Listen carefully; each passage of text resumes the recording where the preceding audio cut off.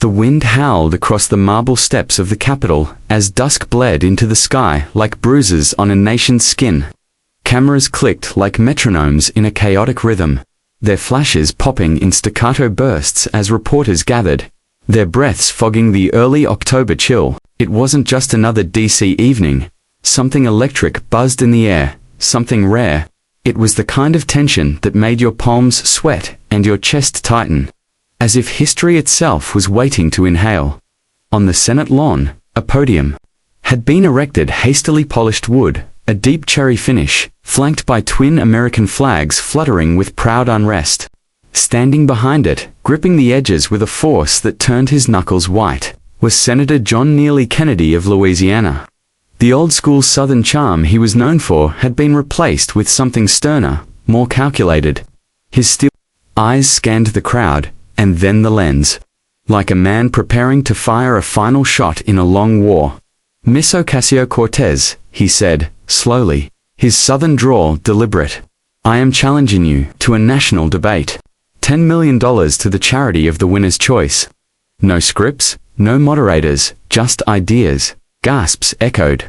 Reporters scrambled. Twitter imploded. 2,000 miles away, in a modest apartment in the Bronx, Alexandria Ocasio, cross-legged on a grey couch with chipped arms, watching the live stream on her laptop. The light from the screen flickered across her face, highlighting the sharp lines of a woman too familiar with pressure. Her hand was clenched around a chipped coffee mug, steam rising from herbal tea she hadn't touched in 20 minutes. She wasn't angry. She was tired. Her phone exploded with messages, campaign aides, journalists, her abuela in Puerto Rico, all flooding her with a singular question: "Are you going to accept?"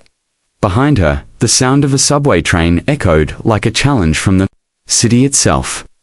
She leaned forward, stared into the screen, and whispered, almost to herself, "He doesn't know what he just started." John Kennedy was a paradox, a man raised on old-world Southern values, fluent in Faulkner quotes and biting sarcasm. He was known for delivering haymakers on the Senate floor with a gentleman's bow. Beneath his witticisms, though, was a man who felt increasingly alienated in a political world being reshaped by young, progressive energy.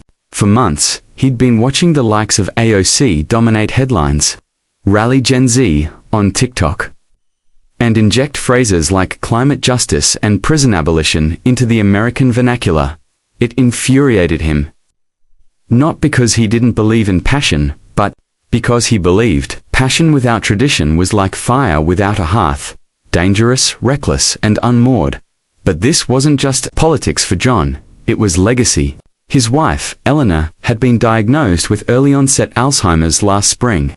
The disease was cruel, eating away at her memory in chunks. She no longer recognized the man who had once carried her books through the halls of Tulane University.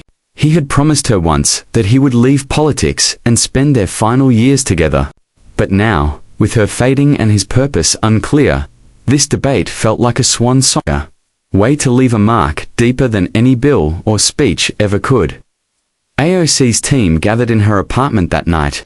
The room was thick with arguments and warnings. Her communications director, Tasha, a firebrand Harvard grad who barely blinked during cable news segments, warned it was a setup. "He's trying to bait you. He wants a viral moment." "I am a viral moment," AOC said flatly, pacing the kitchen. "But this isn't about clapbacks. It's about drawing a line." In private, she sat in the small bedroom where her political dreams had once lived. On sticky notes and ramen noodles, she thought of her father, who died when she was 19, and the promises she made to him to fight for the people whose stories never made it past the burrows. This wasn't about Kennedy. This was about showing America that the old guard wasn't invincible. So she did what she always did. She said yes. The debate was set for 3 weeks. Later, at the University of Virginia neutral location, symbolic of Jeffersonian democracy. Tickets sold out in minutes. Livestream access crashed multiple platforms. The $10 million stakes added a gladiator-like intensity. The charities were noble. Kennedy chose Alzheimer's research. AOC picked immigrant legal defense. 2 ideologies, 2 generations. One stage. The night of the debate was thick with anticipation.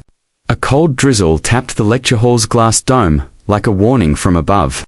Inside, under a brilliant chandelier, the crowd buzzed like bees in a jar. Students, veterans, journalists, policy wonks. No moderators, just two podiums and a digital clock. They walked in from opposite sides. Kennedy in a crisp navy suit, slow and deliberate. AOC in a black blazer and red lipstick that didn't just say, "I'm ready," it said, "I'm not afraid." They shook hands. Cameras caught the exact moment their eyes locked. Kennedy opened with a folksy jab, quoting Mark Twain about youth and arrogance. Laughter rippled. AOC fired back with a sharp retort about wisdom not always being truth. Then the real battle began. Climate, policy, immigration, healthcare, policing, student debt. Every topic was a collision of values. Kennedy painted pictures of tradition, small government, and freedom hard-earned. AOC spoke of systems, inequality, and futures being stolen. At times, the debate transcended politics and touched something deeper. What kind of people Americans wanted to be. There were moments of tension. Kennedy questioning AOC's support for defunding police by invoking crime statistics in his own state. AOC retorting with the story of Jamal, a Bronx teen wrongfully imprisoned for 2 years without trial. And then, unexpectedly, a silence fell during a segment about mental health. Kennedy paused, looking down. "My wife," he said, voice breaking slightly, "can't tell you what year it is. She doesn't know my name anymore, but she used to tell me that if you're not standing up for someone, you're wasting your knees. That's why I'm here." The room held its breath. AOC's eyes softened. She didn't pounce. She nodded. "My father passed before he saw me. Elected," she said. "But he taught me that no matter how small you feel, your voice is still a hammer." They weren't opponents then, just two Americans, battered by life, trying to find truth. The debate ended without a declared winner. But the world had chosen. Twitter crowned it the greatest political event of the decade. Clips went viral. Donations to both charities exceeded $30 million.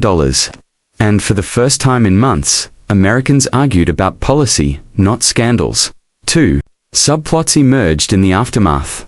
First, a high school civics teacher in St. Louis played the debate for his students.